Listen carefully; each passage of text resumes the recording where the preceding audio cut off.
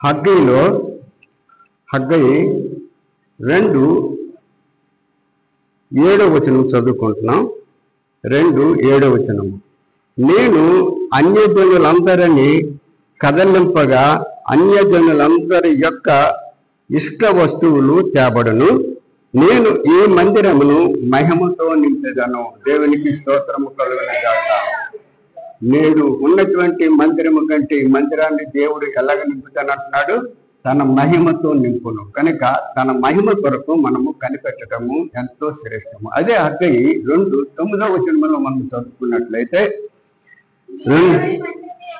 ఈ కడవరి మందిరము యొక్క మహిమ మునుపటి మందిరము యొక్క మహిమను మించినని సైన్యములకు అధిపతి యెహోవా సెలవిచ్చుచున్నాడు. ఈ స్థలమందు నేను సమాధానము నిలుపననుగ్రహించెదను.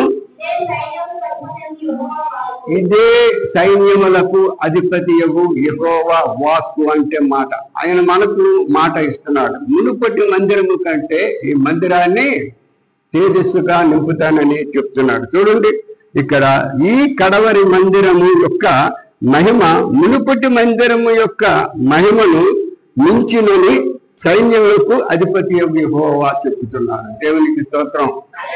అట్టి స్థితిని మనమందరము కూడా పొందుకోవలసినటువంటి అవసరత ఎంతైనా ఉంది. కనుక ప్రియమైనటువంటి దేవుని బిడ్డలారా, ఇక్కడ మరి జకర్యాలో చూసినట్లయితే, జకర్యా 3వ అధ్యాయము మనము చూసినట్లయితే 3 నుంచి నేను చదువుతానులేండి. కాబట్టి నీవు వారితో ఇట్లనము, సైన్యములకు అధిపతి యెహోవా సెలవిచ్చినదేమనగా, మీరు నా తట్టు తిరిగిన ఎడల నేను మీ తట్టు తిరుగుదను. సైన్యములకు అధిపతి యెహోవా సెలవిచ్చుచున్నాడు. ఇదే దేవుని యొక్క మాట. మీరు మీ పితరుల వంటి వారే ఉండవద్దు. మీ పితరు, ఈ మాటలు మనకందరికీ కూడా బాగా అర్థమవును గాక. మీరు మీ పితరుల వంటి వారే ఉండవద్దు. పూర్వీకులైన ప్రవక్తలు సైన్యములకు అధిపతి యెహోవా సెలవిచ్చినదేమనగా, మీ దుర్మార్గతను మీ దుష్క్రియలను మాని తిరుగుడని వారికి ప్రకటించినను వారు వెనుకపోయిరి. పూర్వమందు వెనుకపోయిరి. ఈ మాటలు బాగా మీరు గ్రహింపు. దేవుడు ప్రేమిస్తున్నాడు మనల్ని గనుక ఈ మాటలు మనకు వినబడుతున్నాయి. పూర్వము గంట ఇప్పుడు మనలను బాగా ప్రేమిస్తున్నాడు. పూర్వం ప్రవక్తలను ఏర్పాటు చేసుకొని మీరు మీ పాపములను మీ దుష్క్రియలను విడిచిపెట్టి దేవుని యొద్దకు రండి అని ప్రకటించినటువంటి మహానీయులు, ప్రవక్తలు, దేవుని యొక్క సేవకులు ఎంతమందో ఉన్నారు. వారి మాటలు మనము వినలేదని మరి ఇక్కడ దేవుని యొక్క వాక్యం చెప్తుంది. నా మాట ఆలకించకపోయిరి. ఇదే దేవుని యొక్క మాట. మీ పితరులు ఏమైరి? ఆ పితరులు ఏమయ్యారు? దేవుని మాట ఆలకించినటువంటి వారందరూ కూడా వారు ఏమయ్యారు? మనకు కనిపించలేదు. కనుక అటువంటి స్థితి మనకు ఉండకూడదు అని దేవుని యొక్క ఉద్దేశము. ప్రవక్తలు నిత్యము బ్రతుకుదురా? ప్రవక్తలు నిత్యము బ్రతుకుతారా? సేవకులు నిత్యం బ్రతుకుతారండి? వాళ్ళకి కూడా చనిపోయే మార్గం ఉంటుంది. కనుక అయినను నా సేవకులైన ప్రవక్తలకు నేను సెలవిచ్చిన మాటలను కట్టడలను మీ పితరుల విషయంలో నెరవేరలేదా? సేవకులు చెప్పినటువంటి మాటలు, ప్రవక్తలు ప్రకటించినటువంటి మాటలు ఎన్నో నెరవేర్చబడుతున్నాయి, మనము గ్రహించటం లేదు అంతే. గనుక నెరవేరుతున్నాయి కదా అని జకర్యా ప్రవక్త చెప్తున్నాడు. నెరవేరగా వారు తిరిగి మన ప్రవర్తనను బట్టి క్రియలను బట్టి యెహోవా మనకు చేయదలిచిన ప్రకారము ఆయన అంతయు మనకు చేసి ఉన్నాడని చెప్పుకొనిరి. కారణం ఏంటంటే, ప్రియమైనటువంటి దేవుని బిడ్డలారా, దేవుడు ఎంత ఉత్తమమైనటువంటి వాడు, ఎంతో ఉన్నతమైనటువంటి వాడు. మన పితరుల వలె మనము జీవించకూడదు. వాళ్ళు తెలియక ఎన్నో అసభ్యత కార్యాలు చేశారేమో వారికి, కానీ వారు చేసినటువంటి విధానమును బట్టి వారికి కూడా రక్షణ కావాలా? దేవునికి స్తోత్రం. మనలను బట్టి వారికి రక్షణ వస్తుంది. మనలను బట్టి వారికి రక్షణ వస్తుంది. ధనవంతుడైనటువంటి వాడు చనిపోయాడు, నరకంలోకి వెళ్ళిపోయాడు. పేదవాడైనటువంటి రాజరు దేవుని రాజ్యంలో చేర్చబడ్డాడు. కనుక ఆ ధనవంతుడైనటువంటి వాడు నరకానికి వెళ్ళిపోయిన తర్వాత విజ్ఞాపన చేస్తున్నాడు, అయ్యో నాకు కింద అన్నదమ్ములు ఉన్నారు, వారు ఇటువంటి పరిస్థితికి రాకూడదు అని విజ్ఞాపన చేసేటప్పుడు అది ఎంతో అద్భుతమైనటువంటి మాట అబ్రహాముతో చెప్తాడు. కనుక కిందనున్నటువంటి ప్రవక్తల మాట వింటే వాళ్ళందరూ కూడా మరి ఈ స్థలము దగ్గరికి వస్తారు, మంది ఉన్న స్థలము దగ్గరికి. వారు వినకపోతే మాత్రం నీ స్థలము దగ్గరికే వస్తారని అబ్రహాము తండ్రి అని అబ్రహాం చెప్పడం మనం చూస్తున్నాం, విన్నాం. గనుక ప్రియమైనటువంటి దేవుని బిడ్డలారా, మనము చేసినటువంటి ప్రార్థన మన పితరులకు రక్షణ కలిగి చేయాలి. దేవునికి స్తోత్రము కలుగునుగాక. అదే విధముగా మరి త్వరగా మరి యొక్క ఉత్తర ప్రత్యుత్తరాలు ధ్యాన భాగాలు మనము చెప్పుకుందాం. ఇక్కడ ఉన్నటువంటి మాట మరి దావీదు భక్తుడు చెప్తున్నాడు, నా ప్రాణమా దేవుని నమ్ముకొని మౌనముగా ఉన్నది. దేవుని నమ్ముకున్న తర్వాత అతని ప్రాణం ఎలా ఉంది? నిర్భయముగా మౌనముగా ఉన్నది. ఆయన వలన నాకు రక్షణ కలుగును. దేని వలన కూడా నాకు రక్షణ కలగదు గాని మన దేవుని వలన రక్షణ కలుగును. అటువంటి మాట మీకు అందరికీ తెలిసినటువంటిదే. మన దేవుడు రక్షించినటువంటి దేవుడే కానీ శిక్షించినటువంటి దేవుడు మాత్రము కాదు. ఆయన మాటను విననటువంటి వారిని ఇంకా రక్షిస్తాడు. ఆయన మాటను వినలేనటువంటి వారికి మాత్రం శిక్ష తప్పదు. గనుక ఆయన మాటను వినగలిగినటువంటి వారందరూ కూడా రక్షింపబడతారు. అద్భుతమైనటువంటి దేవుని యొక్క ఆదరణ, దేవుని యొక్క గొప్ప ప్రేమను పొందుకుంటారు. వీళ్ళ ఇట్టి పరిస్థితిలో మన జీవితాలను ఎవరికి అప్పచెప్పుకోవాలి? మనం దేవునికి అప్పచెప్పుకోవాలి. దేవుడు ఎంతో ఉన్నతమైనటువంటి వాడండి. లోకాన్ని అంతా ప్రేమిస్తున్నాడండి. లోకాన్ని అంతా ప్రేమిస్తున్నాడు. పాపుల్ని ప్రేమిస్తున్నాడు, మంచివాడిని ప్రేమిస్తున్నాడు. పాపుల్ని ఎందుకు ప్రేమిస్తున్నాడో తెలుసండి? మారాలని. గనుక ఎటువంటి పరిస్థితుల్లో కూడా మన దేవుడు శిక్షించినటువంటి దేవుడు కాదు కానీ రక్షించినటువంటి దేవుడే. రక్షించినటువంటి దేవునికి మనం అనుకూలమైనటువంటి పరిస్థితుల్లో మనం జీవించినట్లయితే ఎంతటికైనా రక్షిస్తాడు. కానీ మనము ఉండవలసినటువంటి దేవుని క్రమములను పాటించాలి. దేవుని క్రమములను పాటించాలి. కానీ దేవుడు మంచికే దేవుడు కానీ చెడుకి దేవుడు అవుతాడా? చెడుకి దేవుడు కాదు. నువ్వు చెడును కోరుకుంటే దేవుడు నిన్ను శిక్షిస్తాడు.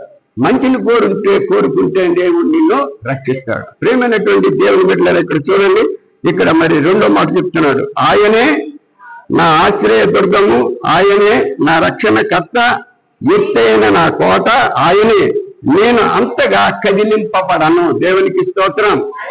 ఆయన నమ్ముకున్నటువంటి వారు ఎప్పుడు కూడా కదిలింపబడరు.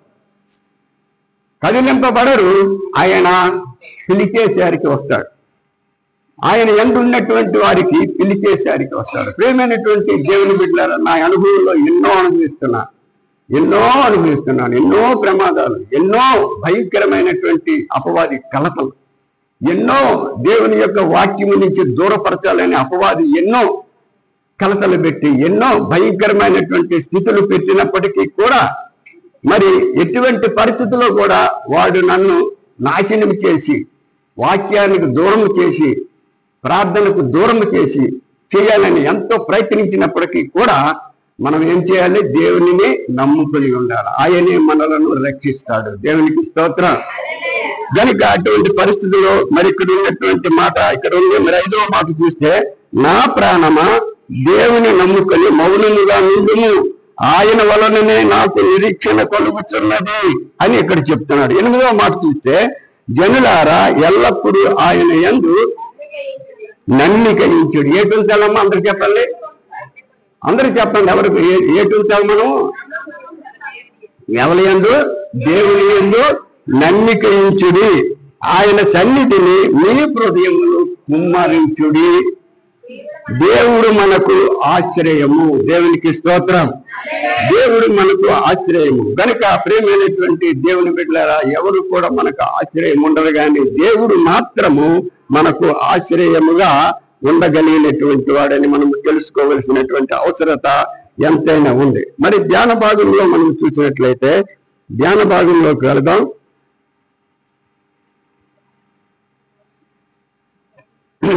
ధ్యాన భాగంలో మనము చూసుకున్నట్లయితే ఇక్కడ అద్భుతమైనటువంటి మాటలను మరి యెహోషాపాతు క్రియలు, యెహోషాపాతు యొక్క పద్ధతులు మనం ఇక్కడ నేర్చుకొని మనము బలపరచబడినట్టు దేవుడు మనకి ఈరోజు ఈ పాఠం ఇచ్చాడు.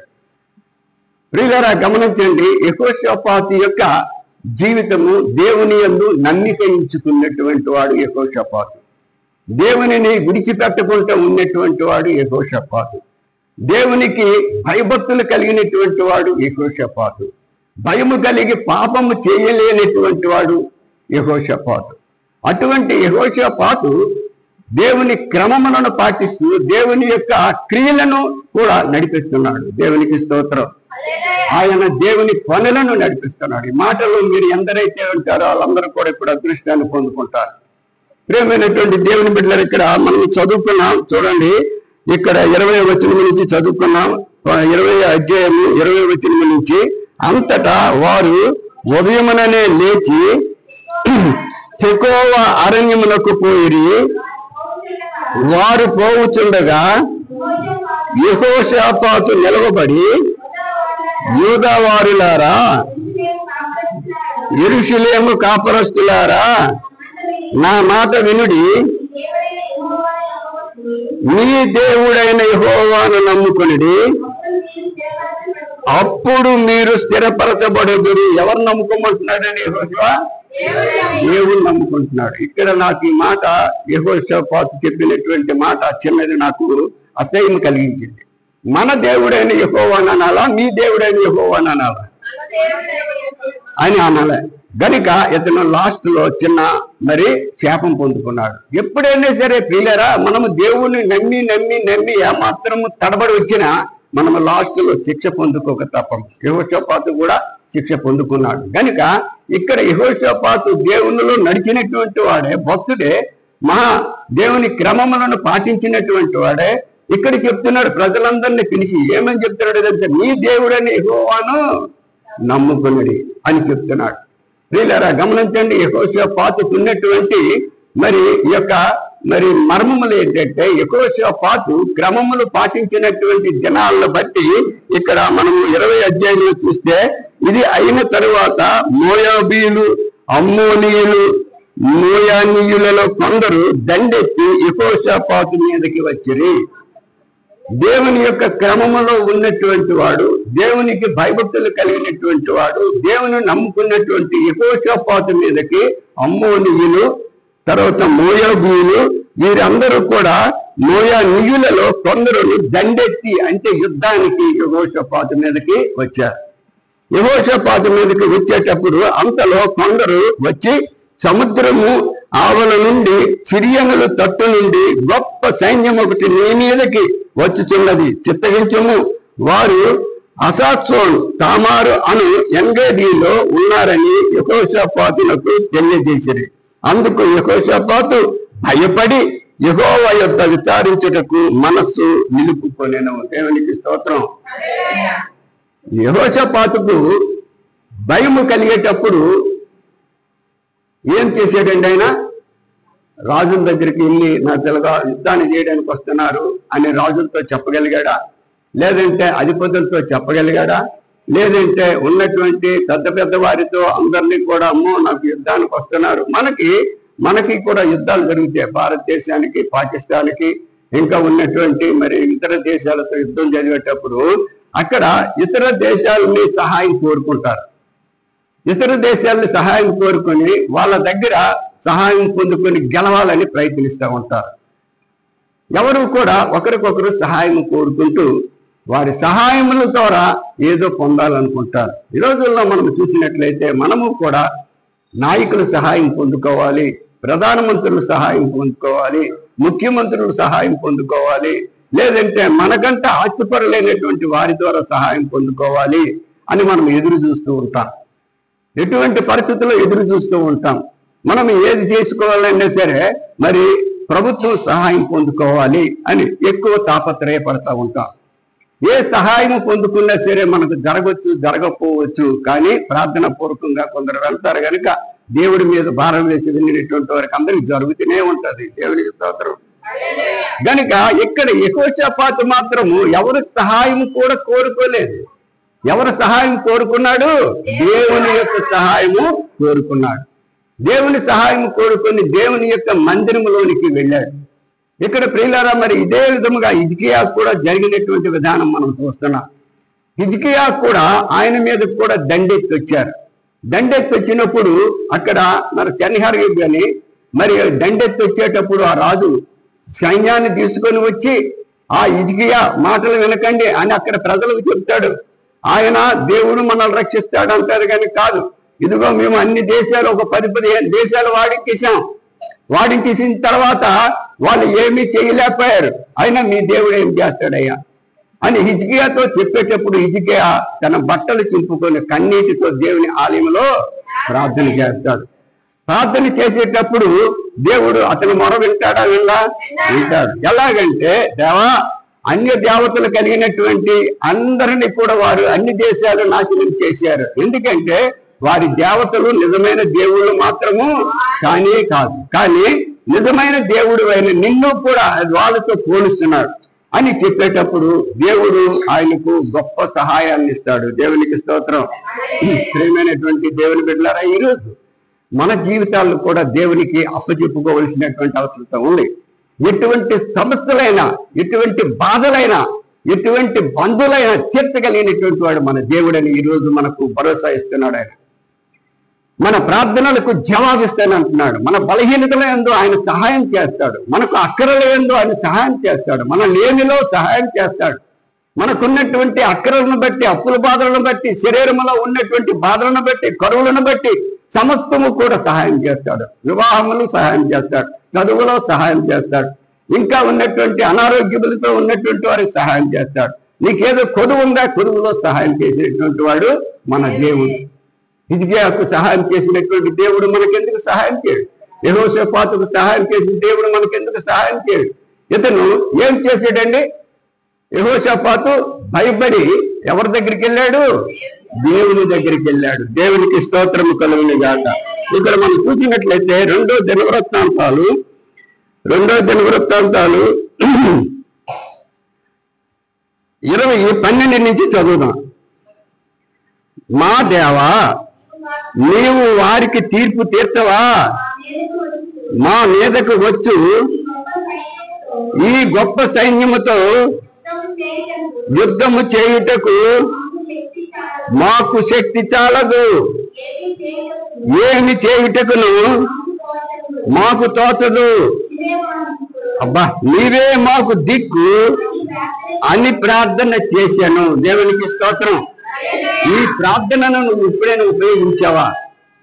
నీ పిల్లల గురించి కాదు, నీ ఇంటి గురించి కాదు, నీ తల్లిదండ్రుల గురించి కాదు, నీకున్నటువంటి సమస్యల గురించి కాదు, నీ చదువుల గురించి కాదు, నీకు కావలసినటువంటి అవసరతల గురించి, అయ్యా దేవా, నేను ఫలానది అవసరత ఉంది, నీవే దిక్కు మాకు అని అన్నడైన ప్రార్థన చేశావా?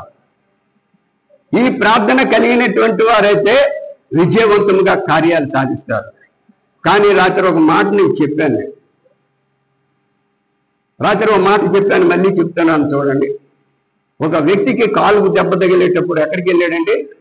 డాక్టర్ దగ్గరికి వెళ్ళాడు. డాక్టర్ దగ్గరికి వెళ్ళిన తర్వాత ఆయన మంచి వైద్యం చేసి కాలుకి మంచి కట్టు కట్టి, అయ్యా నువ్వు మెట్లు మాత్రం ఎక్కకు, నువ్వు మెట్లు మాత్రం ఎక్కకూడదు, నువ్వు మానిందాకా చాలా చక్కగా ఉండాలి, ఉంటే అది త్వరగా మానిపోద్దని ఆయనకు కొన్ని మందులు రాసి పంపించాడు. ఆయన ఇల్లు ఎక్కడుందో తెలిసేయండి, అపార్ట్మెంట్లో ఉందంట. అపార్ట్మెంట్లో ఉండి ఎత్తు కలిగినటువంటి 2 అంతస్తు 3 అంతస్తులో ఉంది. అయినప్పటికీ కూడా ఆయన మెట్లు మాత్రము ఎక్కలేదు. అందరూ వినండి, ఆయన మెట్లు మాత్రము ఎక్కలేదు. కానీ ఆయన నెల రోజుల తర్వాత చూస్తే దాని బాధ విపరీతమైపోయింది. దానికి ఇంకా కాలు బాధ విపరీతమైపోయింది. భయంకరమైనటువంటి బాధను అనుభవిస్తూ డాక్టర్ దగ్గరికి వెళ్ళాడు. డాక్టర్ దగ్గరికి వెళ్ళిన తర్వాత, అయ్యా నువ్వు చెప్పినట్టే మెట్లు ఎక్కలేదు, కానీ మందులు తిన్నా, అయినా బాధ ఎక్కువైపోయింది అయ్యా అని డాక్టర్ గారితో చెప్పేటప్పుడు పక్కనున్నటువంటి ఒక ఆయన చెప్తాడట, అయినా మెట్లు ఎక్కలేదు కానీ ఏం ఎక్కాడు? నిచ్చెన ఎక్కాడు. నిచ్చెన ఇంకా ప్రమాదకరంగా కాదా చెప్పండి? మరి ప్రమాదకరమైతే కాలు బాధరాలి. ప్రియమైనటువంటి దేవుని బిడ్డలారా, ఈ రోజుల్లో కూడా మన జీవితాలు కూడా దేవుని దగ్గర దేవుని మెట్లు ఎక్కకుండా పాపపు మెట్లు ఎక్కితే ఎలా ఉంటుంది చెప్పండి? జరుగుతుందా? జరగదా? పాపభూమికి ఎక్కేవనుకో ఏమవుద్ది? శిక్ష అవుతుందా అవదా? మరింత బాధ తెచ్చుకుంటావా తెచ్చుకోవా? అదే దేవుని మెట్లు ఎక్కితే నీకు అన్నీ కూడా అనుకూల పరిస్థితులు అనుకరిస్తాడు. చాలా మంది ఇటువంటి పరిస్థితుల్లోనే దిగజారి శ్రమలకు గురవుతున్నారు. ప్రియులరా, ఈ రోజులో మనకు ప్రకటింపబడుతున్నటువంటి మాటలు దేవుని రక్షిస్తాడు అని, దేవుని రక్షణ పొందుకోవాలి అని. దేవుడు మంచికే దేవుడు కానీ పాపమునకు దేవుడు కాదు. నువ్వు మంచి చేస్తే నీకు మంచే వస్తాడు, చెడు చేస్తే చెడే నీకు వస్తాడు. అటువంటి పరిస్థితుల్లో ఇక్కడ యెహోషాపాతు ఆయనకు వచ్చినటువంటి ప్రమాణములను బట్టి ఆయన ఎవరి దగ్గరికి వెళ్ళలేదండి. ఎందుకంటే దేవుడిని నమ్ముకున్నాడు, దేవుని దగ్గరికి వెళ్ళాడు. దేవుని దగ్గరికి వెళ్ళి, దేవా నీవే మాకు దిక్కు, మేము పనికిరాము, వాళ్ళు మా మీదకు దండెత్తి వస్తున్నారు, మహాసైన్యం వస్తున్నారు. స్త్రీలారా, యెహోషాపాతుకి 12 లక్షలు సైన్యం ఉందంట. 12 లక్షల సైన్యం ఉండి పిలిచి, ఇదిగో మన మీద కొద్ది వస్తున్నారు వాళ్ళు, మీరు రెడీ ఉన్నట్టు కొత్తలు కొట్టుకొని చెప్పలే. కానీ దేవుని దగ్గరికి వెళ్ళాడు. దేవుని దగ్గరికి వెళ్ళి, దేవా సైన్యం మా మీదకి వస్తుంది, మాకు చేత కాదు, నా దగ్గర ఉన్నటువంటి బలగము కూడా చేత కాదు. కొందరైతే వారికి వారే గర్విస్తారు. నేనెంత తెలివైనోడు, నాకెంత డబ్బు ఉంది, నేనంటే ఏటనుకోనరు, నేనంటే ఇది అనుకోనరా, నేనంటే ఇది అనుకోనరా అన్నటువంటి వారు మనం లేకపోలేదు కదా. అవునా కాదా ప్రకాశ్ గారు? అవునా కాదా? ఇలా గర్వించినటువంటి వారు ఉన్నారా లేదా స్త్రీలలో, పురుషులు? యెహోషాపాతు గర్వించుకుంటా ఆయన తనకున్నటువంటి సమస్త ఆత్మను, తన హృదయాన్ని దేవుని సన్నిధానంలో కుమ్మరించాడు. దేవునికి స్తోత్రం. తనకు తాను తగ్గించుకున్నాడు, వెళ్ళాడు. వెళ్ళడమే కాక ఇంకేం చేశాడనేది 13వ వచనంలో చూద్దాం. యోధా వారందరూ తమ శిశువులతోనూ, భార్యలతోనూ, పిల్లలతోనూ యెహోవా సన్నిధిని నిలవబడి, కుటుంబములతో సహా దేవుని యొక్క సన్నిధానంలో నిలబడ్డారు. ప్రియులారా, నేను ఇక్కడ పాస్టర్ తన సేవ చేసిన మొదలుకొని కుటుంబములతో సహా రండి అని ప్రకటింపబడుతున్నాయి. అది నేను చెప్పినటువంటి మాట కాదు, దేవుడే నన్ను ప్రేరేపిస్తే నేను చెప్తున్నాను. మీకు సమస్యలు తీరాలా, కుటుంబం సమేతముగా రండి. మీకు అక్రలు తీరాలా, కుటుంబ సమేతముగా రండి. మీకు ఉన్నటువంటి ప్రమాదంలో నుంచి తప్పింపబడాలా, కుటుంబం సమేతం రండి. మా అప్పకు బాగాలేదండి, ఇంటికి రాలేదు, నేనే వచ్చానండి అన్నింటి వారు మనలో లేరా? నీకు ఎలా కలుగుతుంది మరి దేవుని సహాయం? దేవుని యొక్క కృప ఎలా కలుగుతుంది? దేవుని యొక్క కృప కలగాలంటే నువ్వు దేవుని సన్నిధానంలో నువ్వు మొరపెట్టు. మొర్ర అంటే ఏంటో తెలుసండి? చాలా భయంకరమైనటువంటి ప్రార్థన.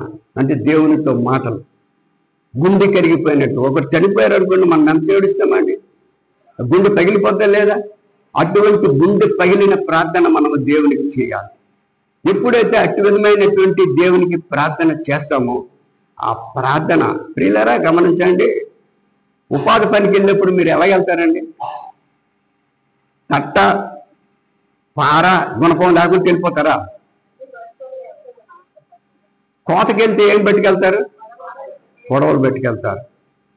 మరి ఇంకా రకరకాలైనటువంటి పనులకు కొన్ని పరిక్రమములు, కొన్ని వస్తువులు పట్టుకెళ్తారు. చాలా సంతోషం. అన్నిటికంటే చాలా ప్రాధాన్యత ఏంటో తెలుసండి? ప్రార్థన. దేవునికి స్తోత్రం. నీ వెనుకతల ప్రార్థన ఉంటే నీకు ఎటువంటి పరిస్థితుల్లో కూడా నీకు అది కాపుదలే. ప్రార్థన అలా పట్టుకెళ్ళాలి బాబురావు మేము అంటే, నువ్వు బయలుదేరేటప్పుడు, పనిలోకి వెళ్ళేటప్పుడు ఒక మూలకెళ్ళి ఒక 2 సెకండ్లు, దేవా నేను పనిలోకి వెళ్తున్నాను, నాతో నువ్వు ఉండు, నీ సహాయమే నాకు కావాలి. అదే ఊరికి వెళ్తున్నావు, దేవా మా రాకపోకల్లో మీరు సహాయం చేయండి, మీ దూతలను నాకు పంపించండి. అదే నువ్వు ఇంకా వేరే కార్యక్రమంకు ఏదో అవసరతకు వెళ్తున్నావు, దేవా రండి నాకు సహాయం చేయండి, నేను వెళ్ళే పని విజయవంతం జరిగించండి అని అన్నావనుకో, దేవుడు జరిగిస్తాడా? జరిగిస్తాడు. ప్రార్థన నీకు ఎప్పుడు సహాయమే. ప్రార్థన నీకు ఎప్పుడు సహాయమే. ఇంత భయంకరమైనటువంటి పరిస్థితుల్లో కూడా దానియేలు ప్రవక్త ఇదిగో రాజుగారి బొమ్మను మొక్కపోతే సింహాల బోర్లో నిన్ను వేసేస్తాం. ఇంక దేనికి మొక్కంటే భయపడలే దానియేలు. వేసుకుంటా అన్నాడు. రోజుకి ఎన్నిసార్లు ప్రార్థన చేశాడో తెలుసండి? 3 సార్లు. దేవునికి స్తోత్రం. ఎలాగ చేశాడంటే యెరూషలేము, పవిత్రమైనటువంటి యెరూషలేము ఆలయం తట్టు మేడగదిలో తన తలుపులు తీసి ముమ్మారు మోకరించి ప్రార్థన చేసేవాడు. ముమ్మారు మోకరించి ప్రార్థన చేసేటప్పుడు అతను సింహాల బోర్ల నుంచి తప్పింపబడ్డా లేదా? క్రూరమైనటువంటి సింహాలు నమస్కరించేయండి ఆయనకి. భయంకరమైనటువంటి సింహాలు నమస్కరించేయండి. ఎందుకు? దేవునిలో జీవించినటువంటి కుమారుడు. షద్రక్ మెషక్ అబేద్నెగో యోసేపు చరిత్రలో మనం చెప్పుకుంటున్నాం. దేవుని వెంబడించినటువంటి బిడ్డలు కనుక దేవుడు వారితోనే ఉన్నాడు. దేవునికి స్తోత్రం. 3 నేసారు అగ్నిగుండంలో. అందులో ఎంతమంది ఉన్నారు? దేవుడు వెనకతలు ఉన్నాడా లేదా? 4 ఉన్నారు. బొగ్గ మండినటువంటి 7 వేడిని చేసి బలిష్ఠులైనటువంటి వారు ఈ 3 అగ్గిలో విసిరితే ఆ 3 చచ్చిపోతారు. ఆ విసిరినటువంటి వాళ్ళు చచ్చిపోయారు. ఒక్కొక్క మనిషిని 2 పట్టుకుని విసిరేరేమో 6 ఉంటారు. వాళ్ళందరూ చచ్చిపోయారు, బలిష్ఠులైనటువంటి వారు. కానీ దానియేలు షద్రక్ మెషక్ అబేద్నెగో మాత్రం ఏసీలో ఉన్నారండి. దేవునికి స్తోత్రం. దేవుని బిడ్డలారా, ఈరోజు ఈ పాటలు చెబుతున్నటువంటి మాటలు మీరు బుర్రలో బయటికి విసిరేయకండి. అటువంటి దేవుడు మనకెందుకు సహాయం ఉండడు? తప్పనిసరిగా సహాయం ఉంటాడు. తప్పనిసరిగా మన కార్యక్రమాలు నెరవేర్చబడతాయి. తప్పనిసరిగా మనకు వ్యాధులలో, బాధలలో, మన అక్కరలలో సహాయం చేస్తాడు ఆయన. మనకున్నటువంటి బాధను తీసివేయమని ఆయన గట్టిగా అడుగు, తప్పకుండా తీసివేస్తాడు. కనుక ఇటువంటి పరిస్థితులు కూడా నీకున్నటువంటి సమస్యలు, నీకున్నటువంటి అప్పులు, నీకున్నటువంటి బెంగలు దేవుని అడుగు, మోకరించి అడుగు. తప్పనిసరిగా దేవుడు సహాయం చేస్తాడు. దేవుడు మాత్రము మంచికేనండు, చెడుకు మాత్రము కానే కాదు. వీళ్ళ అద్భుతమైనటువంటి వీళ్ళు కుటుంబంలో సహా ఎక్కడికి వెళ్ళారు? దేవుని సన్నిధానంకి వెళ్ళి దేవుణ్ణి ప్రార్థించారు. ప్రార్థించినప్పుడు దేవుడు రక్షించాడా లేదా? ఇక్కడ చూడండి, 29వ వచనంలో ఉంటుంది, ఇశ్రాయేలీయులు శత్రువులతో యెహోవా యుద్ధము చేసెనని దేశముల రాజ్యముల వారందరూ వినగా దేవుని భయము వారందరి మీదకి వచ్చాను. ఎప్పుడైతే వీళ్ళకి ప్రార్థన చేశారో వాళ్ళకి ఒక ప్రత్యక్షత ఏం జరిగిందంటే, ఒక ప్రవక్త చెప్తున్నాడు. క్షమించండి, ఇక్కడ 20:17 చదువుతున్నాను. ఈ యుద్ధములో మీరు పోట్లాడవలసిన నిమిత్తం లేదు. యూదా వారులారా, యెరూషలేము వారులారా, మీరు యుద్ధ పంక్తులు తీర్చి నిలవబడి మీతో కూడనున్న యెహోవా దయచేయు రక్షణను మీరు చూచెదరు. దేవునికి స్తోత్రం. మనకు ఏది కావాలనే మన తరపున ఎవరుంటారండి? దేవుడు ఉంటారు. మనము భయపడవలసినటువంటి అవసరం లేదు. మీరు భయపడకండి. ప్రవక్త వెంటనే ప్రత్యక్షమై ఎప్పుడైతే వీళ్ళు ప్రార్థనలో అంత దీనముగా, అంత ఆతృత కలిగినటువంటి వారుగా ప్రార్థనలో ఉన్నారో దేవుడు అభయం ఇచ్చాడు. మీరు భయపడకండి. యుద్ధము చేసినటువంటి వారు మీరు మాత్రము కాదు, యుద్ధము యెహోవాదే. దేవునికి స్తోత్రం. ఈ విధముగా ప్రియమైనటువంటి దేవుని బిడ్డలారా, మన తరపుని యుద్ధము చేసినటువంటి దేవుడు మనతో ఉన్నాడు. నీకు వివాహం లేదా? నీకు ఉద్యోగం లేదా? నీకు ఏదో కరువు పీడించేస్తుందా అంటే నువ్వు దేవునిలో కరెక్ట్ లేవన్నమాట. నిన్ను పీడిస్తాయి.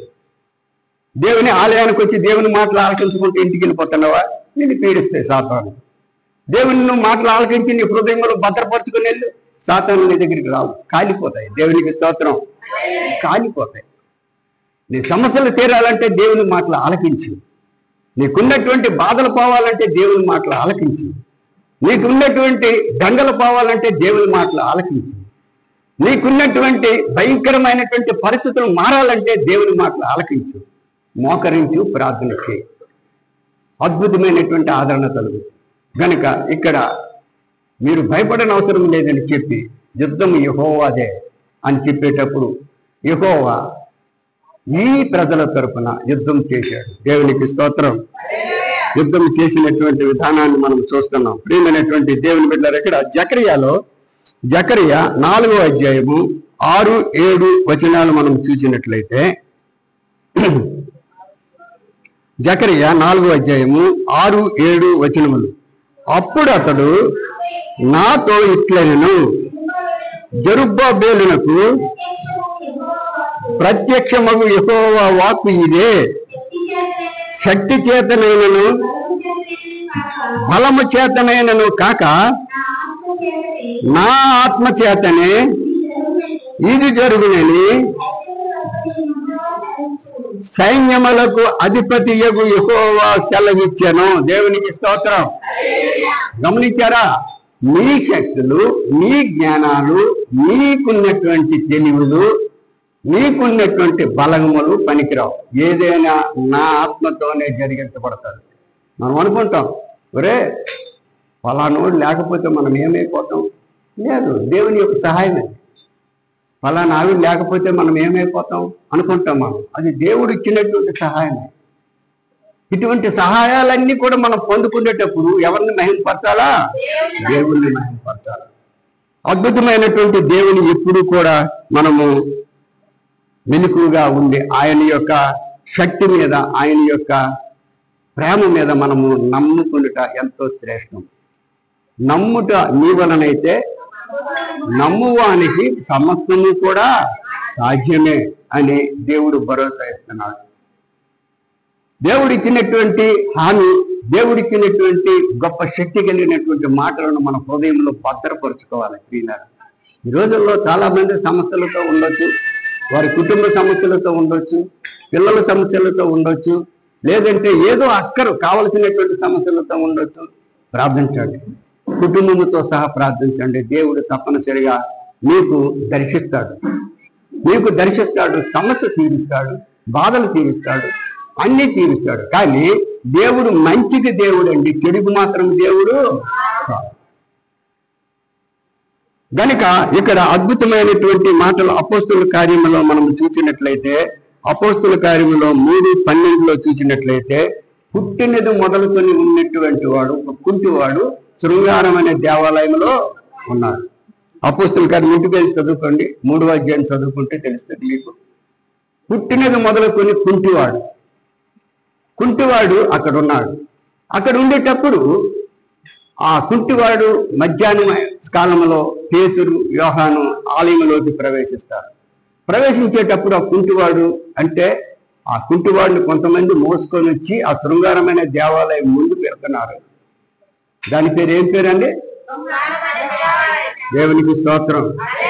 శృంగారం అనే ఆలయం అనేటప్పుడు అందులో అద్భుతం ఉంటుందా ఉండదా? ఉంటుంది. కానీ కుంటివాడు బాగవలే. అక్కడ నాలాంటి సేవకులు ఉన్నారు, కానీ వాళ్ళు ఏమి కూడా ప్రార్థన చేశారో లేదు తెలియదు, కానీ బాగవలే. అందరిని కూడా భిక్షం అడుక్కుంటున్నాడు. అందరిని కూడా భిక్షం అడుక్కొని అందరినీ కూడా కనికరించినట్టు, అందరి కనికరములు వచ్చేలాగా అతను భిక్షం అడుక్కుంటున్నాడు.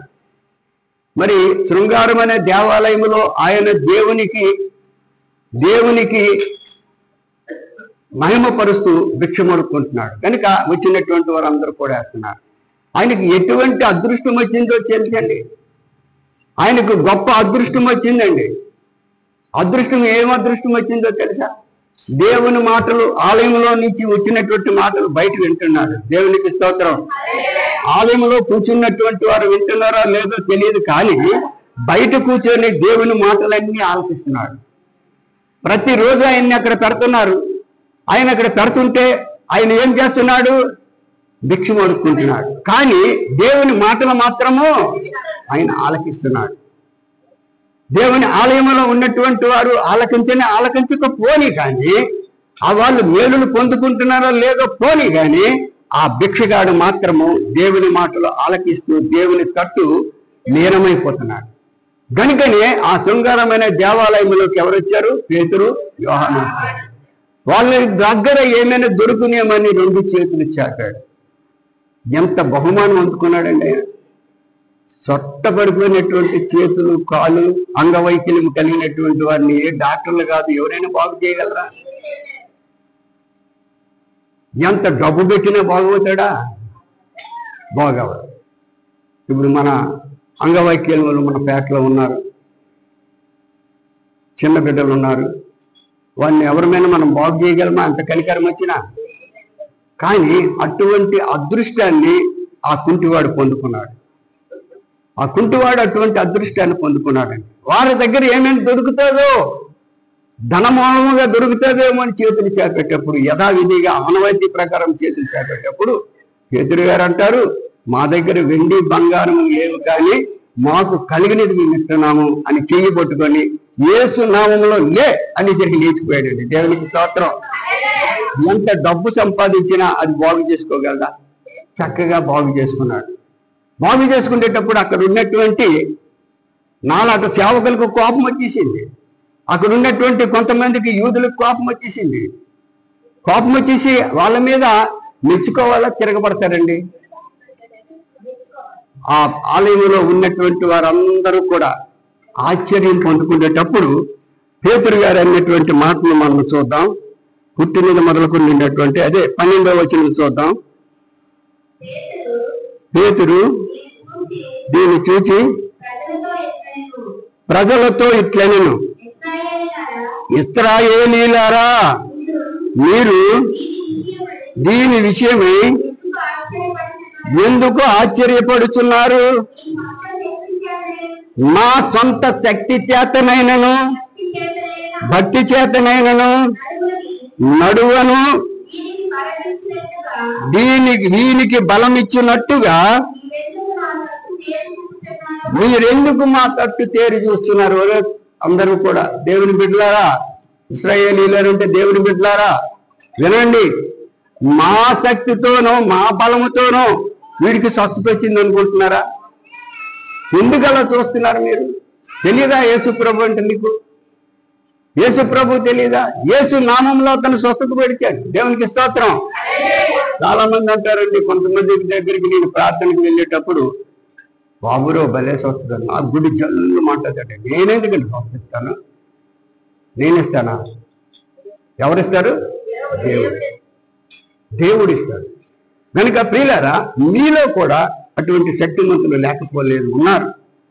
కనుక ఎటువంటి పరిస్థితుల్లో మన శక్తితో, మన బలముతో, మన జ్ఞానముతో మనము బయటికి, కానీ దేవుని శక్తి కలిగినటువంటి వారు ఎల్ల వేళలు కూడా దేవునికి మహిమకరముగా ఉంటారు. కనుక ప్రియమైనటువంటి దేవుని బిడ్డలారా, యెషయా గ్రంథం 1:19 వచనం చూసినట్లయితే, మీరు సమ్మతించి నా మాట వినిన ఎడల మీరు భూమి యొక్క మంచి పదార్థములను అనుభవించెదరు. దేవునికి స్తోత్రం. మాట వినండి వినండి వినండి అని బైబిల్ అంతా బోధిస్తూ ఉంటారు. ప్రతి దైవ సేవకులు కూడా బోధిస్తూ ఉంటారు. నేనంటే ఎందుకు పనికి మాలిన వాడిని అనుకోండి, మహాదేవుని దూతలు ఉన్నారండి, మేధావులు, చక్కని స్వరములతో చక్కని వివరములు పెట్టినటువంటి దేవుని యొక్క బిడ్డలు ఎంతమంది ఉన్నారు. వారు చెప్పినటువంటి మాటలు మనం వింటే చాలు, మన హృదయాలు ఎంతో దేవుని ప్రక్క ఆకర్షించడమే కాక మేలులు పొందుకుంటాం. కనుకనే ఇక్కడ మరి యెషయా ప్రవక్త చెప్పినటువంటి మాటలు ఏంటంటే, మీరు సమ్మతించి దేవుని మాటలు వినిన ఎడల మీరు భూమి యొక్క మంచి పదార్థములను అనుభవించెదరు. కీర్తనకారుడు అంటున్నాడు, కీర్తనలు 34:7-8 చూసినట్లయితే, యెహోవా యందు గమనించండి, దేవుని యందు భయభక్తులు గలవారి చుట్టూ ఆయన దూత కావలి ఉండి వారిని రక్షించును. యెహోవా ఉత్తముడని రుచి చూచి తెలుసుకొనుడి. ఆయనను ఆశ్రయించు నరుడు ధన్యులు. దేవునికి స్తోత్రము కలుగును గాక. ఈ మాటలు మీకు అర్థమవును గాక. మరి అదే విధముగా కీర్తనలో 84:12 చూసినట్లయితే, కీర్తనలు అన్ని కీర్తనలు వస్తాయి. 84:12 చూసినట్లయితే, సైన్యములకు అధిపతియగు యెహోవా. సైన్యం అంటే భూమి మీద జీవిస్తున్నటువంటి ప్రజలందరినీ కూడా అందరికీ దేవుడైనటువంటి యెహోవా. అల్లా కోవిల్ వాళ్ళు ఉన్నారు, వాళ్ళు మన దేవుడు, మనవాళ్ళు కాదు. ఇల్లు కోవిలు వీళ్ళు మొక్కుతున్నారు, వీళ్ళు మనవాళ్ళు కాదు.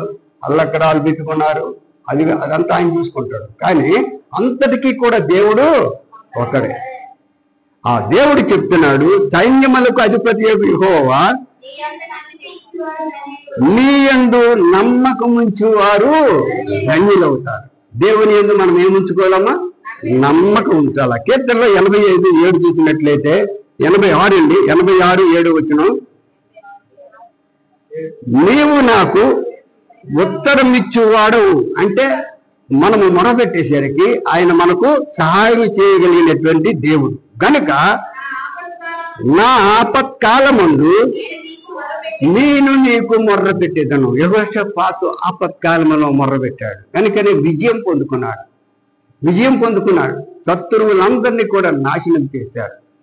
హిజ్కియా సెనహెరీబు రాజు మరి అక్కడ సైన్యాలను పట్టుకొని అనేక మంది రాజులను పట్టుకొని అతని మీద తిరగబడడానికి ప్రయత్నించేటప్పుడు హిజ్కియాకు వచ్చినటువంటి హామీ అంటే ధైర్యమైనటువంటి దేవుని భరోసా ప్రవక్త ద్వారా ఏమొచ్చింది తెలుసండి? హిజ్కియా, నువ్వు భయపడకయ్యా, యుద్ధం నువ్వు చేయు, యుద్ధం చేసినటువంటి వాడు నీ దేవుడు. అబ్బా, ఎంత మాట అండి! నీకు నాకు అటువంటి ఆదరణ కలగాలి కదా. మన తరపున యుద్ధం చేసినటువంటి వాడు, మనకి కరువుల నుంచి కాపాడగలిగినటువంటి వాడు, మనకి ఆపదల నుంచి కాపాడగలిగినటువంటి వాడు, మనకి ప్రమాదముల నుంచి కాపాడగలిగినటువంటి వాడు మన దేవుడని ధైర్యం కలిగి ఉండాలి. నాకు ఎన్నో వస్తుంటాయి, ఎన్నో బాధలు అయినప్పటికీ కూడా నేను దేవుని మీద ఆధారపడతా ఉంటాను. దేవుని మీద ఆధారపడుతున్నాను కనుక నాకు విజయమే. దేవునికి స్తోత్రం. దేవుని నమ్ముకున్నటువంటి వారికి ఎప్పుడు కూడా అపజయం ఉండదు. దేవునికి నమ్ముకున్నటువంటి వారికి విజయమే. కనుక ప్రేమైనటువంటి దేవుని బిడ్డలారా, దేవుని నమ్ముకున్నటువంటి మీరందరూ కూడా ఆ విజయము పొందుకోవటానికి చూడాలి. విజయము పొందుకుంటే దేవుడు మనల్ని తప్పకుండా క్షణము కూడా కాపాడుతాడు. ఎంతవరకు తెలుసండి? మరణము వరకు. మనము మరణించినటువంటి ఆ సమయము వరకు కూడా కాపాడుతాడు. మరణించిన తర్వాత కూడా మనల్ని కాపాడుతాడు. దేవునికి స్తోత్రం. మనం మరణించినటువంటి తర్వాత కూడా దేవుడు మనల్ని కాపాడుతాడు. ప్రేమైనటువంటి దేవుని బిడ్డలారా, దేవుని యందు నిరీక్షణ, నమ్మకము ఉండాలి. ఎలా ఉండాలి తెలుసండి? నీ పూర్ణ హృదయముతో, నీ పూర్ణ ఆత్మతో, నీ పూర్ణ నమ్మకముతో, నీ పూర్ణ బలముతో. ఇటువంటివన్నీ కూడా బైబిల్లో ఇంకా బోల్డ్ ఉన్నాయండి, చాలా ఉన్నాయి. వీటన్నిటినీ కూడా మనము పాటిస్తే దేవుడు మనకు తప్పనిసరిగా సహాయం చేస్తాడు. కనుక ఇక్కడ మనం చూసినట్లయితే 86 కీర్తన చదువుకున్నాం కదా, నీవు నాకు ఉత్తరం ఇచ్చు వాడవు గనుక నా ఆపత్కాలం ముందు నేను నీకు మొర్ర పెట్టేదను. ఆ కీర్తన 55:17 చూసినట్లయితే, సాయంకాలమున, ఉదయమున, మధ్యాహ్నమున నేను ధ్యానించుచు మొర్ర పెట్టుకుందును, ఆయన నా ప్రార్థన ఆలకించును. క్షణము కూడా. ప్రేమైనటువంటి పురుషులారా, నాకు టైం లేదు ప్రార్థన చేయటానికి అనకండి. ప్రేమైనటువంటి స్త్రీలారా, నాకు ప్రార్థన చేయడానికి టైం లేదు అనకండి. చాలా మంది అలా చేయటం లేదు. చాలా మంది స్త్రీలు ప్రార్థన చేయటం లేదు. ఏంటంటే సమయం లేదండి. బట్టలు ఉతుక్కొని, అంట్లు తోముకొని, వంట చేసి, మీ కింద చేసేసరికి ఇల్లు ఉంచుకొని అన్ని చేసేసరికి సరే. ఇవన్నీ కూడా జరగాలంటే నువ్వేం చేయాలా? తెలియని రీతిగా అన్నీ కూడా జరగాలంటే నువ్వు ప్రార్థనలో ఉంటే ఆ పనులు నువ్వు చేయు. దేవుని దూతలు వచ్చి చేస్తాయి. దేవునికి స్తోత్రం. ఇలాగనేసరికి దేవుని దూతలు వచ్చి చేసి నీకు విశ్రాంతి ఇస్తాయి. కనుక ఆ ప్రియమైనటువంటి దేవుని బిడ్డలారా, మనం ఎప్పుడు చెప్పుకుంటాం, నీ పనుల భారము అప్పుడు నీ పనులన్నీ ఎక్కడుంది? సామెతలు 16:3 ఎప్పుడు కూడా కొన్ని 100 సార్లు ఈ మాటలు మీకు చెప్తాను. ఇలాగ ఒక వ్యక్తి, మరి నేను పేరు చెప్పను కానీ, ఒక వ్యక్తి ఏం చేశారంటే సమయం లేక ఆలయానికి రాలే. నేను ఇదే పాఠం చెప్తున్నాను. నీ పనుల భారము దేవుని మీద పెట్టి నువ్వు ఆలయంలోకి రా, వస్తే దేవుడు నీ పనులు చేస్తాడు అని చెప్పేటప్పుడు ఆ పనుల భారము దేవుని మీద పెట్టుకుని ఆలయంలోకి వచ్చేసింది. ఆలయంలోకి వచ్చేసింది. ఆలయంలో చక్కగా దేవుని స్తుతిస్తుంది, అన్ని చేస్తుంది. కానీ తన భర్త కొరకు తనకు బెంగ ఉంది. పనులు చేయలేదు కదా. ఏమంటాడు, ఏటంటాడు? ఆయన వచ్చేసరికి డ్యూటీ నుంచి నాకు అన్ని కావాలి, ఆయనకి అన్ని లేకపోతే నన్ను ఏం చేస్తాడు అని మెర మాత్రం ఉంది. నేను ఇక్కడ చెప్తున్నాను, నువ్వు మనసంతా ఎక్కడ పెట్టాలా? దేవుని దగ్గర పెట్టు. దేవుని దగ్గర నువ్వు పెట్టావంటే నీకేమీ లోటు. ధైర్యముగా ఉండు. దేవుని దగ్గర నీ మనసంతా పెట్టి ధైర్యముగా ఉండు. ధైర్యంగా ఉంటే దేవుడు నీ పనులు చేస్తాడు అని నేను బోధిస్తున్నాను. అదే విధంగా ఆలయం అయిపోయిన తర్వాత బైబిల్ పట్టుకొని దండగా భయంగా అమ్మో అమ్మో ఏమంటారు, ఏం చేస్తారు, కొడతారు, ఏ పనులు అవ్వలేదు, 12 పోగప్పుడు మన గుడి వేసేది 1 గంట అయిపోయింది అని భయపడుకొని వెళ్ళేసరికి ఇంటి దగ్గర కొంత దూరం వెళ్ళేసరికి మంచి సువాసన వస్తుందండి. ఏంటి సువాసన? బిర్యానీ.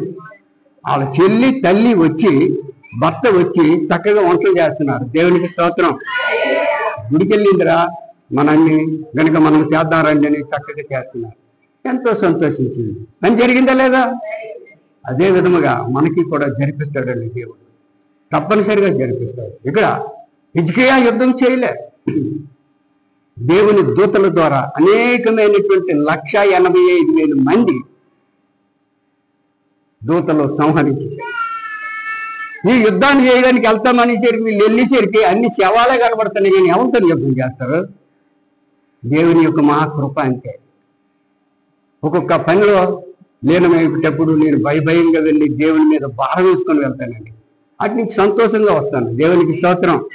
ఇక్కడ దేవుడు ఆ పని చేసేస్తాడు, సంతోషంగా వస్తాను. నా బిడ్డలు కూడా ఎక్కడికి వెళ్ళేటప్పుడు నేను ప్రార్థన చేసి పంపుతాను. ప్రార్థన చేసి పంపించేటప్పుడు అటు నుంచి వచ్చి సంతోష వార్త చెప్తారు. ఒకవేళ ఏదో చిన్న తేడా వచ్చినప్పుడు చెప్తే మళ్ళీ అది ప్రార్థనలో పెడతాను.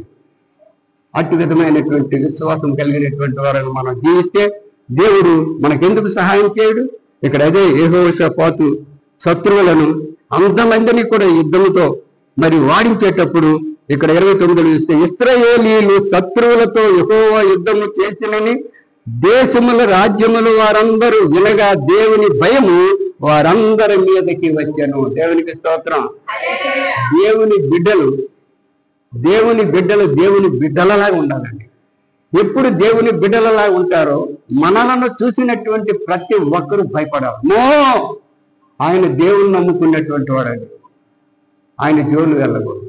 అమ్మో ఆయన దేవుని యొక్క నమ్ముకునేటువంటి బిడ్డండి, ప్రార్థనా పరురాలండి, దేవుని సేవ చేసుకునేదండి వెళ్ళకూడదు అని ఎంతమంది అన్యులు అనడమే కాక మారుతారండి. కనుక ఇక్కడ యెహోషాపాతు దేవుని యొక్క మహిమను చూశాడు. ఆ మహిమ దేవుని ప్రజలలో చూసేటప్పుడు అందరూ కూడా భయపడ్డమే కాక ఈ ప్రకారము అతని దేవుడు చుట్టూనున్న వారిని జయించి అతనికి నెమ్మది అనుగ్రహింపగా యెహోషాపాతు రాజ్యము నిమ్మలముగా ఉండెను. దేవునికి స్తోత్రం. దేవుని నమ్ముకుంటే నీకు నీ గృహము, నీ బిడ్డలు, నీకున్నటువంటి సంతతి ఎలా ఉంటుందండి? నిమ్మలముగా ఉంటుంది. ఎలా ఉంటుంది? అందరు చెప్పండి. నిమ్మలముగా ఉంటుంది. నువ్వు గర్వించిన దానవైతే, గర్వించిన వాడవైతే తురుపుగా ఉంటుంది. ఈ మాటలు విని హృదయంలో భద్రపరుచుకున్నటువంటి వాడవైతే, భద్రపరుచుకున్నటువంటి దానవైతే నీ కుటుంబము నీకు హృదయంలో ఏం కలుగుతుంది? నిమ్మలముగా ఉంటారు. శాంతి, సంతోషం, సమాధానముగా ఉంటారు. దేవుడు తెస్తాడండి. అయినప్పటికీ కూడా అపవాది ఒప్పుకోడు. నిన్ను దూరం చేయాలనే, దేవునిలో నుంచి దూరం చేయాలా, తన వశపరుచుకోవాలి. ఇక్కడ దేవుడు ఏం చేస్తున్నాడంటే నాలో దూరం అవ్వకూడదు, నేను వశపరుచుకుంటున్నాను అంటున్నాడు. నేనే వశపరుచుకుంటానని దేవుడు నిలబడితే సాతానుడు అంటాడు, లేదు నేను వశపరుచుకుంటాను. వాడు వశపరుచుకుని నరకానికి తీసుకెళ్ళిపోతాడు. దేవుడు వశపరుచుకుంటే పరలోకానికి తీసుకెళ్తాడు. కనుక ఇది మాత్రం గుర్తుంచుకోండి. నాకు ఫలాంది జరగలేదు, ఇంకా బెంగ అయిపోతుంది అని ఎప్పుడు అనుకోకండి. నీ తరపున దేవుడు ఉన్నాడు. దేవునికి స్తోత్రం. దేవుడు నీతో ఉన్నాడు, దేవుడు నీ తరపున ఉన్నాడు. గనుక ఈ మాటలను మనము హృదయంలో భద్రపెట్టుకుంటే హిజ్కియా పొందుకున్నటువంటి మేలు, యెహోషాపాతు పొందుకున్నటువంటి మేలు, నెహెమ్యా పొందుకున్నటువంటి మేలు. నెహెమ్యా ఏం జరిగిందండి? నెహెమ్యా ప్రాకారం కట్టాడండి, ఆలయం కాదు. అది ఏం కట్టాడు ఆయన? ప్రాకారం. అంటే అక్కడ యెరూషలేము చుట్టూ ప్రాకారం అంటే తమాషా కాదండి. కోటపిల్లి చుట్టూ ప్రాకారం అంటే ఎంత దూరం ఉందండి? కోటపిల్లి మొత్తం గోడ కట్టాలి. ఆలయము దర్యావేషు కోరషు కాలంలో కట్టబడింది. దేవుడు వారితో కట్టించాడు. ఈ యొక్క ప్రాకారము కూల్చేశారు. ఈ కూల్చేసినటువంటి ప్రాకారము నెహెమ్యా కట్టడానికి పూనుకున్నాడు. నెహెమ్యా కట్టడానికి పూనుకున్నాడండి. ఎలా కట్టున్నాడు? అతను ఎక్కడ ఉన్నాడండి? సూసను కోటలో ఉన్నాడు. సూసను కోటలో ఆయన రాజు దగ్గర ఉన్నాడండి. రాజు దగ్గర ఆయన పని చేసుకుంటున్నటువంటి వాడు ఆ రాజును వదిలేసి అసలైన రాజు దగ్గరికి వచ్చాడు. దేవునికి స్తోత్రం. అందరికి రాజు ఎవరండి? దేవుడే. ఆ దేవుని దగ్గరికి వచ్చాడు. ఈ గోడ కట్టడానికి ఉపవాసం ఉండి ప్రార్థన చేశాడు. ఆ వారికి ఉపవాస ప్రార్థనలు నేర్పాడు. నేర్పడమే కాకుండా గోడ కట్టడానికి ఎంతో శ్రమించాడు. అయినప్పటికీ కూడా ఆయన మీదకి అనేక మంది విరోధులు నాశనం చేయడానికి చూశారు. గోడ కడుతున్నటువంటి వాడిని నాశనం చేయడానికి ఎన్నో భయాలు కల్పించారు. అయినప్పటికీ కూడా నెహెమ్యా లొంగలే, భయపడలే. ఎవరి మీద ఆధారపడ్డాడు? తనతో ఉన్నటువంటి ప్రజలు భయపడ్డారు కానీ తన మాత్రం భయపడలే.